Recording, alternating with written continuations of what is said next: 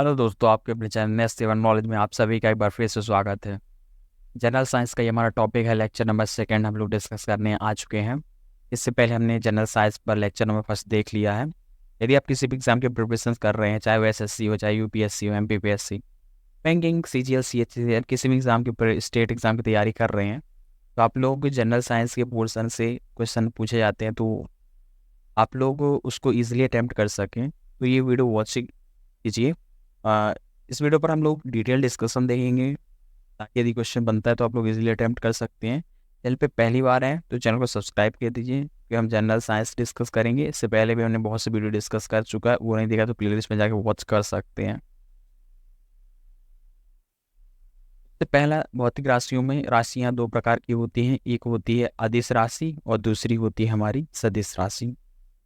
अदिश राशि को हम लोग स्केलर क्वांटिटी बोलते हैं, सदिश राशि को वेक्टर क्वांटिटी बोलते हैं। अदिश राशियाँ क्या होती हैं? अदिश राशियाँ वी राशियाँ होती हैं जिसमें परिमाण होता है पर दिशा नहीं होती है। उदाहरण के लिए अगर हम बात करते हैं तो द्रव्यमान हो गया, चाल हो गया, आयतन, कार्य, समय, ऊर्जा, ये सभी जितनी भी भौतिक राशियाँ हैं, इसमें हमें परिमाण एक वैल्यू तो मिलती है। जैसे द्रव्यमान 1 किलो हो गया, चाल की बात करते हैं तो 5 किलोमीटर, तो पर सेकेंड, या आयतन की बात करते हैं तो वॉल्यूम की बात करते हैं तो मीटर क्यूब हो गया सेकेंड। इससे हमें एक आइडिया मिलता है कि इसमें हमें मैग्नीट्यूड का आइडिया तो मिलता है, पर हमें ये मत नहीं पता चलता है, दिशा नहीं पता चलती है किसी भी चीज़ की। तो इसलिए अदिश राशियों में इन सभी क्वांटिटी को रखा जाता है। के तहत एक विद्युत धारा भी है, और ताप हो गया, दाब हो गया, ये सभी अदिश राशियाँ होती हैं, क्योंकि इनमें जो होता है परिमाण होता है, दिशा नहीं पाई जाती है। दूसरी हम बात करते हैं सदिश राशियाँ क्या होती हैं। वही भौतिक राशियाँ जिसमें परिमाण होता है, दिशा दोनों होती है, उसे हम क्या बोलते हैं? सदिश राशियाँ कहते हैं।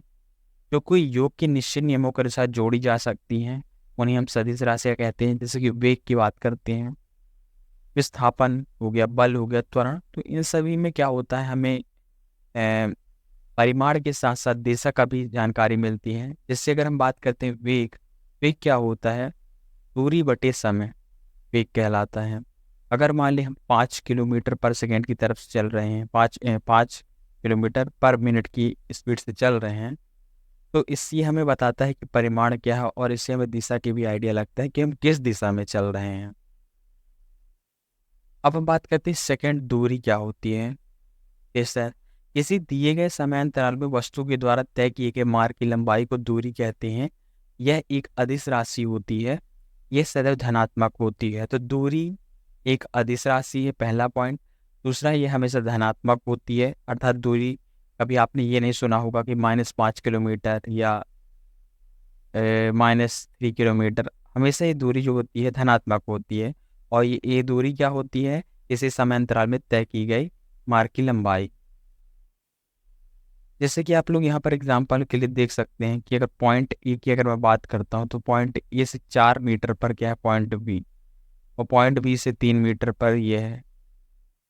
तो इसमें हमें क्या पता चल रहा है? ये दूरी है इन दोनों के, किसी समांतराल में तय की गई मार्ग की मतलब किसी समांतराल में मार्ग की लंबाई अगर हम चल के देखें तो इसे दूरी कहते हैं। विस्थापन क्या होता है? विस्थापन डिस्प्लेसमेंट की बात करते हैं। एक निश्चित दिशा में दो बिंदुओं के बीच की लंबवत दूरी को हम लोग विस्थापन कहते हैं। जैसे कि एक निश्चित दिशा में दो बिंदुओं के बीच की न्यूनतम दूरी को हम विस्थापन कहते हैं। और विस्थापन हमारी सदिश राशि है, इसका SI मात्रक मीटर होता है। अब आप लोग देख सकते हैं कि एक इंसान है जो कि यहाँ इस पॉइंट से कुछ इस तरह से चल रहा है, ये डिस्टेंस को तय कर रहा है। तो चूंकि इसकी दूरी तो ये मार्ग की लंबाई होगी, पर इसका डिस्प्लेसमेंट पॉइंट ए से पॉइंट बी की ओर जा रहा है, तो इसे हम दो बिंदुओं के बीच की लंबवत दूरी की बात कर रहे हैं।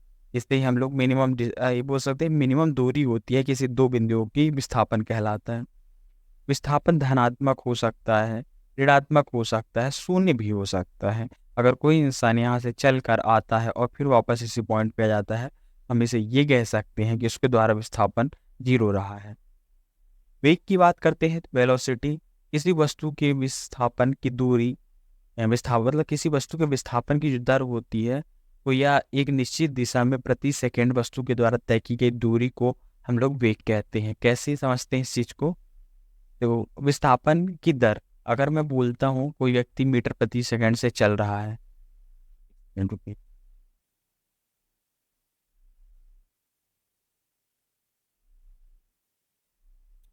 अगर मैं एक पॉइंट यहाँ पर लेता हूँ और एक पॉइंट ये लेता हूँ, विस्थापन की दर को एक या निश्चित समांतराल में प्रति सेकंड वस्तु के द्वारा तय की गई दूरी।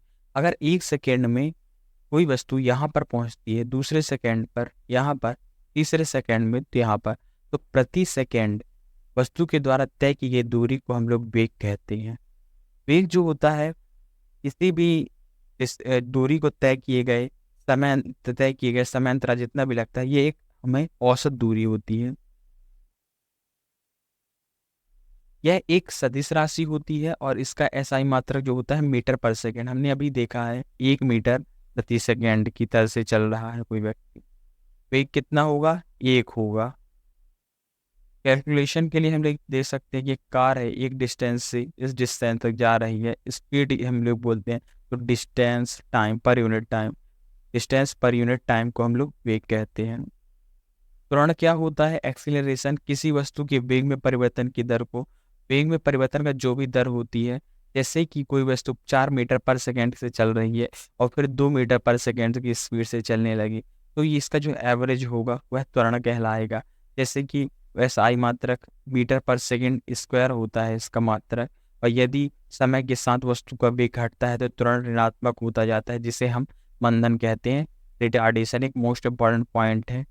अगर समय के साथ वस्तु का त्वरण ऋणात्मक होता जाता है तो उसे हम रिटार्डेशन कहते हैं। अगर कोई गाड़ी 40 किलोमीटर प्रति रफ्तार से चल रही है, हम उसमें ब्रेक लगाते हैं तो कितनी ये मतलब इस परिमाण से उस वस्तु पे रिटार्डेशन लगेगा, मंदन लगेगा, हम त्वरण कहते हैं। त्वरण का हम लोग देखते हैं मीटर पर सेकंड, इसकी क्या होती है, यूनिट होती है, मात्रक है।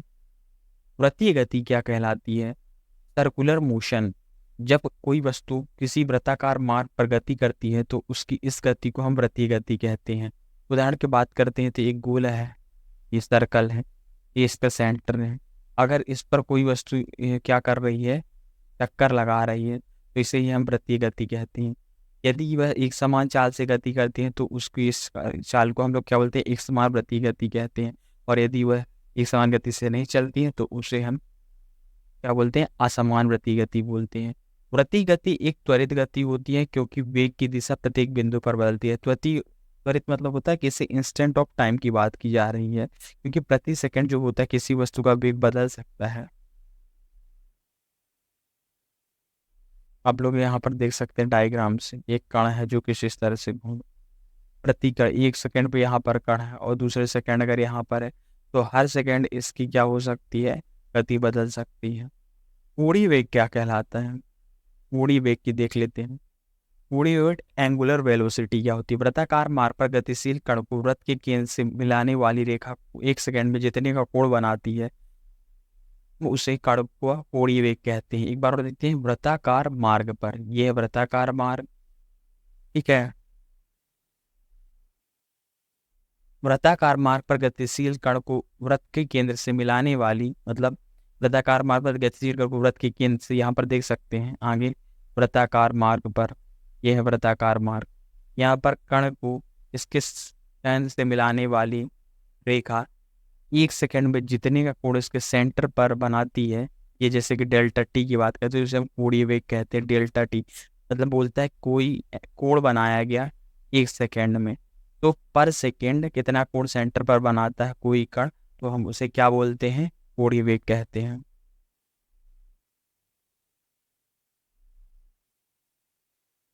न्यूटन की गति के नियम की बात करते हैं, न्यूटन्स लॉ ऑफ मोशन।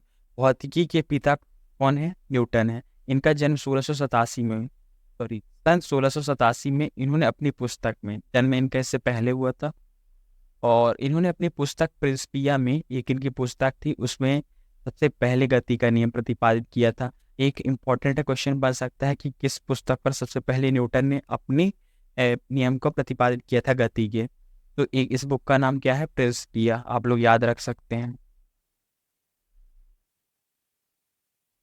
अब न्यूटन की गति का प्रथम नियम क्या है, फर्स्ट लॉ ऑफ मोशन क्या होता है कि यदि कोई वस्तु विराम अवस्था में है अर्थात स्टेबल स्टेट में है रुकी हुई है तो वह विराम अवस्था में ही रहेगी जब तक उस पर कोई बाह्य बल नहीं काम करता है। और यदि कोई वस्तु किसी भी सीधी रेखा में हम मान लेते हैं चल रही है तो वैसे ही चलती रहेगी जब तक कि उस पर कोई बाह्य बल उस लगातार कार्य नहीं करता उसकी अगर मैं बात करता हूँ गैलीलियो का प्रथम नियम को गैलीलियो का नियम भी कहा जाता है और इसे हम जड़त्व का नियम भी कहते हैं। इसके बाद देखते हैं हम लोग इस नियम को, इस दो गैलीलियो का नियम बोल सकते हैं, जड़त्व का नियम बोल सकते हैं, न्यूटन का प्रथम नियम। अब इसको समझते हैं हम लोग। कोई ये हमारी कण है, ये कण स्थिर है तो स्थिर ही रहेगा, और यदि ये चल रहा है, प्रति सेकंड चलता जा रहा है, तो ये चलता ही जाएगा जब तक इस पर कोई भी बाह्य बल कार्य नहीं करता है। अगर ये रुका हुआ है तो जब तक हम इस पर धक्का नहीं लगाएंगे तो रुका ही रहेगा। जैसे कोई कण चल रहा है तो इस पर घर्षण लगता है, जिसकी वजह से क्या होता है, इसकी चाल धीरे होती है। अगर घर्षण को जीरो मान लिया जाए तो यह अपनी गति से चलता ही रहेगा। अगर हम बात करते हैं अंतरिक्ष में, जहाँ पर गुरुत्वाकर्षण बल बिल्कुल जीरो होता है और वहां पर कोई वायुमंडल उपस्थित नहीं होता है, तो अगर कोई भी वस्तु अंतरिक्ष पर यदि 4 किलोमीटर प्रति सेकंड की रफ्तार चल रही है तो 4 किलोमीटर प्रति सेकंड की रफ्तार से चलती रहेगी जब तक उस पर कोई आलंदा बल कार्य नहीं करता है। इसके कुछ उदाहरण भी देखेंगे हम लोग। महाबल के अभाव में किसी वस्तु की अपनी विभ्रामकता या समान गति की अवस्था को बनाए रखने की प्रवृत्ति को ही जड़त्व कहते हैं। हमने देखा जड़त्व कहलाता है ये गुण जो मैंने अभी बताया है। प्रथम नियम से बल की भी परिभाषा हमें मिल जाती है। बल की परिभाषा क्या होती है? बल वह बाह्य कारक होता है जो किसी वस्तु की प्रारंभिक अवस्था में परिवर्तन करता है या परिवर्तन करने की कोशिश करता है। बल एक सदिश राशि है, इसका मात्रक होता है न्यूटन। अब जड़त्व के कुछ उदाहरण की बात करते हैं हम लोग। तो ठहरी हुई मोटर गाड़ी या रेलगाड़ी के अचानक चल पड़ने से उस पर बैठा व्यक्ति पीछे की ओर गिर जाता है, क्योंकि उसके बस के चलने या गाड़ी के चलने के साथ साथ उसका जो निचला हिस्सा होता है वो उसके वेग से ही चलने लगता है जिस वाहन पे वो बैठा होता है, पर वो ऊपरी हिस्सा जो होता है वो क्या होता है, जड़त्व की वजह से वो स्थिर अवस्था में रहता है, इस वजह से उसे पीछे की तरफ धक्का लगता है। दूसरा पॉइंट की बात करते हैं हम लोग। कंबल को हाथ से पकड़ झटकने से बैटरी से धूल के कण झड़ जाती हैं। तीसरा है चलती हुई मोटर कार में अचानक रोकने से उसमें बैठा व्यक्ति आगे की ओर झुक जाता है। एक एग्जाम्पल की अगर बात करते हैं, एक प्लेट है ये, और इस पे एक प्लेट रखी हुई है और उसके ऊपर एक कॉइन रखा हुआ है। यदि हम इस कॉइन को, इस प्लेट को तेजी से खींचेंगे इस तरफ की दिशा में, तो इसकी वजह से क्या होगा, प्लेट तो बाहर आ जाएगी लेकिन सिक्का अपने जड़त्व की वजह से विरामावस्था में ही रहेगा और नीचे गिर जाएगा। संवेग क्या होता है? मोमेंटम की बात करते हैं। किसी वस्तु के द्रव्यमान तथा वेग के गुणनफल को उस वस्तु का संवेग कहते हैं। अर्थात संवेग क्या होता है? वेग इंटू द्रव्यमान। यह एक सदिश राशि है, इसका मात्रक क्या होता है? किलोग्राम मीटर पर सेकंड होता है। न्यूटन के गति के द्वितीय नियम की अगर हम बात करते हैं तो न्यूटन की गति का जो द्वितीय नियम है, किसी वस्तु के संवेग में परिवर्तन की दर को उस वस्तु पर आरोपित बल के समानुपाती मानते हैं। किसी वस्तु के संवेग में परिवर्तन की जो दर होती है उस वस्तु के आरोपित बल के समानुपाती होती है तथा संवेग के परिवर्तन की दिशा में होती है। यदि यदि आरोपित बल F है तो बल की दिशा में उत्पन्न त्वरण A है एवं वस्तु का द्रव्यमान 1 हो तो न्यूटन की गति के दूसरे नियम के अनुसार F बराबर ma, अर्थात न्यूटन के दूसरे नियम के अनुसार बल का जब प्राप्त होता है। अगर कोई वस्तु का m द्रव्यमान है और वह a एक्सीलरेशन से चल रही है तो यह एक फोर्स के बराबर होता है। यह हमने देख लिया, F equal to ma। Newton के प्रथम नियम और दूसरे नियम का ही अंग है। न्यूटन का तृतीय नियम क्या कहता है? Newton third law of motion, प्रत्येक क्रिया के बराबर प्रतिक्रिया होती है। Every reaction equal to every reaction, परंतु विपरीत दिशा में। उदाहरण की अगर बात करते हैं, हम सबसे पहला उदाहरण लेंगे रॉकेट, जो कि आप लोग देखा ही होगा कहीं टीवी में। तो आपने देखा होगा जब भी रॉकेट चलता है तो किस वजह से चलता है? रॉकेट पीछे की तरफ जितना धक्का लगाता है उतना ही वेग उसके ऊपर लगता है, जिसकी वजह से वो आगे बढ़ पाता है। ये संवेग के संरक्षण का सिद्धांत भी कहलाता है। यदि कोई कण के किसी समूह या निकाय पर कोई बाह्य बल नहीं लग रहा है तो उस निकाय का कुल संवेग नियत रहता है, अर्थात टक्कर के पहले और टक्कर के बाद संवेग बराबर रहता है। बंदूक से निकली हुई गोली चलाने पर पीछे की ओर धक्का लगता है, ये भी न्यूटन के तृतीय नियम का ही एक उदाहरण है। नाव पर किसी किनारे पर कूदने पर नाव को पीछे की ओर झटका लगता है, ये भी एक उदाहरण है। ये देखिए आप लोग, एक कोई व्यक्ति है जो कि नाव पर बैठा हुआ है, अब वो क्या करता है, वो किनारे पर जंप लगाएगा, तो जितना वो फोर्स से आगे की तरफ बढ़ेगा तो उतना ही फोर्स वो पीछे की ओर लगाए। बल, इसी को हम क्या बोलते हैं, प्रतिक्रिया के बराबर विपरीत प्रतिक्रिया होती है। इम्पल्स क्या होता है, जब कोई बड़ा बल किसी वस्तु पर थोड़े समय के लिए कार्य करता है तो बल तथा समयांतराल के गुणनफल को हम लोग क्या बोलते हैं, आवेग कहते हैं। बल, समयांतराल, संवेग में परिवर्तन। आवेग एक सदिश राशि है जिसका मात्रक न्यूटन सेकेंड होता है तथा इसकी दिशा क्या होती है, वही होती है जो बल की दिशा होती है। अब देखिए थे इम्पल्स, कोई ट्रक है काफी तेजी से जाकर इस दीवार से टकरा रहा है,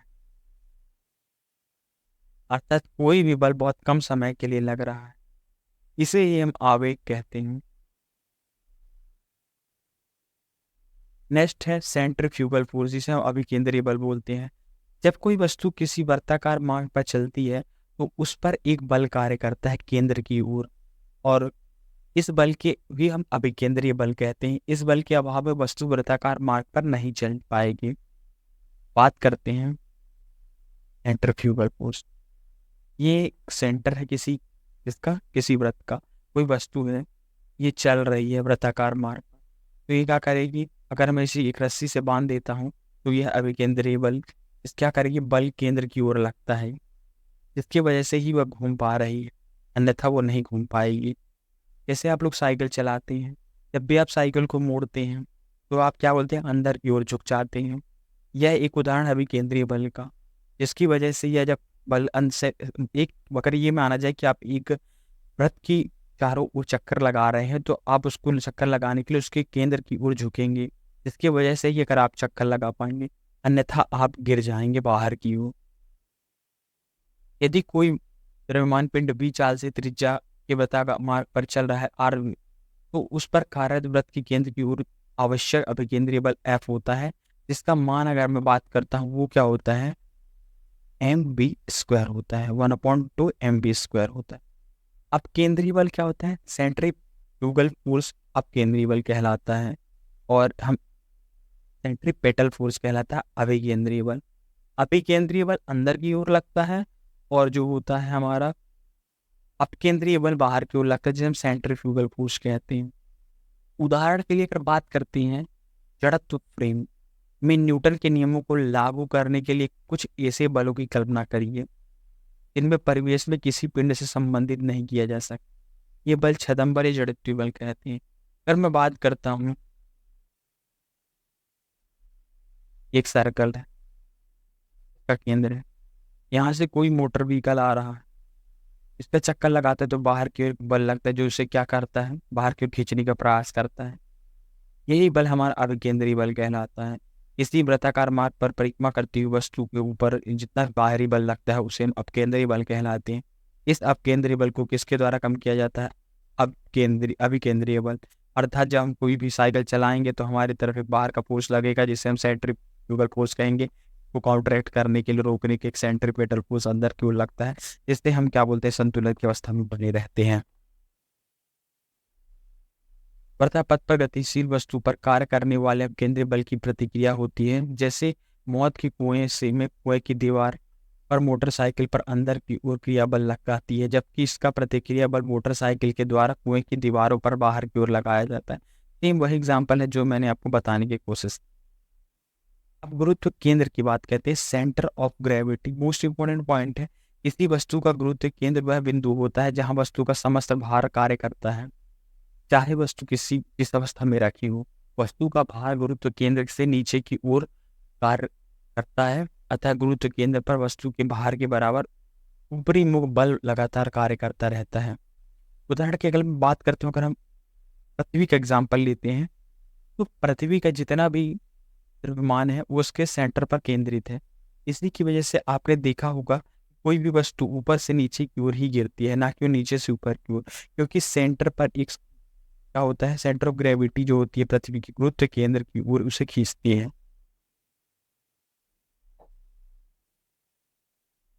संतुलन के प्रकार की बात करते हैं तो संतुलन की तीन शर्तें होती है कि स्थायी संतुलन, अस्थायी संतुलन, एक उदासीन संतुलन। अगर मैं एक ये क्या बात करता हूँ, मैं एक कटोरी लेता हूँ, यहाँ पर स्थायी संतुलन, अगर मैं कोई वस्तु यहाँ पर रख तो स्थायी संतुलन में है। अगर मैं कोई वस्तु यहाँ पर रखता हूँ, अस्थायी संतुलन है वो यहाँ पर आ जाएगी, क्योंकि इसका जो द्रव्यमान है वो केंद्रित नहीं है, उसका द्रव्यमान कुछ इस तरफ कार्य करेगा जिसकी वजह से वो इस तरफ आ जाएगी। एक मैं क्या बोलता हूँ, त्रिभुज लेता हूँ और त्रिभुज का सेंटर की बात करते हैं, ये उसका सेंटर। अगर कोई त्रिभुजाकार आकृति है तो उसका जो समस्त भार होगा यहीं पर केंद्रित होगा। इस सर्कल की बात करते हैं, ये है उसका केंद्र। अगर कोई स्फीयर लेते हैं, हम लोग क्या लेते हैं, एयर, स्फीयर को क्या बोलते हैं आप लोग, गोला भी बोल सकते हैं। अगर गोले की बात करता हूँ तो उसका जो समस्त भार होता है उसके केंद्र पर केंद्रित होता है। स्थायी संतुलन के साथ ये टेबल इक्वेशन, यदि किसी वस्तु को उसकी संतुलन की स्थायी अवस्था में छोड़ दिया जाए तो विस्थायी किया जाए तो वह बल हटाते ही पुनः वह पूर्व स्थिति में आ जाएगी, तो ऐसे संतुलन को स्थायी संतुलन कहते हैं। अस्थायी संतुलन किसे कहते हैं, एक मैं एग्जांपल लेता हूँ, ये फिर से इसी तरह का। कोई वस्तु यहाँ पर है, उसे छोड़ा जाएगा तो अपने स्थायी संतुलन पर आ जाएगी यहाँ पर। अस्थायी संतुलन अनस्टेबल इक्विलिब्रियम, यदि किसी वस्तु को उसकी संतुलन अवस्था से थोड़ा सा विपरीत स्थिति करके छोड़ने पर वह पुनः संतुलन की अवस्था में ना आए तो हम उसे क्या बोलते हैं, अस्थायी संतुलन। अगर मैं एक में कुछ इस तरह से आकृति ली है ने, कोई वस्तु यहाँ पर रखी, वो लुढ़क कर यहाँ चली आएगी और वह वापस इस अवस्था में नहीं आएगी तो हम इसे अस्थायी संतुलन कहेंगे। उदासीन संतुलन क्या कहती है, यदि कोई वस्तु संतुलन की स्थिति में से थोड़ा सा विस्थापित करने पर उसका गुरुत्व केंद्र उसी ऊंचाई पर बना रहे तथा छोड़े देने पर उस वस्तु की अपनी नई स्थिति में संतुलन हो जाए तो इस संतुलन को हम लोग उदासीन संतुलन कहते हैं। स्थायी संतुलन की जो शर्तें हैं, किसी वस्तु के स्थायी संतुलन की दो शर्तें हैं। वस्तु का गुरुत्व केंद्र अधिकाधिक नीचे होना चाहिए, गुरुत्व केंद्र से होकर जाने वाली ऊर्ध्वाधर रेखा जो होती है वस्तु के आधार से गुजरनी चाहिए। इसका सबसे अच्छा एग्जाम्पल ये देख सकते हैं कि आपने देखा होगा जितने भी स्पीड मतलब रेसिंग कार होती है वो बहुत ही नीचे की छोटी होती है, उनके नीचे बहुत ही कम गैप होता है, आप लोग देखेंगे टायर के बीच में और जहाँ पर वो चलती हैं सरफेस पर। इसका रीज़न क्या होता है कि उसके गुरुत्व को नीचे केंद्रित करने की कोशिश की जाती है ताकि स्पीड पर चले तो वो पलटी नहीं। तो हमने अपने इस वीडियो पर बहुत से टॉपिक पर डिस्कशन किया, जैसे अविकेंद्रीय बल, अपकेंद्रीय बल, वेग क्या होता है, विस्थापन क्या होता है, गुरुत्व केंद्र क्या होता है, सभी टॉपिक पर कंप्लीट डिस्कशन देखा है। यदि आप लोग इस वीडियो का PDF चाहिए तो टेलीग्राम ग्रुप को ज्वाइन कर सकते हैं, चैनल को सब्सक्राइब कीजिए और आप चैनल पर जाकर प्रीवियस प्लेलिस्ट देख सकते हैं प्रीवियस वीडियोस की। थैंक्स फॉर वॉचिंग, मिलेंगे किसी नए वीडियो पर नए टॉपिक के साथ।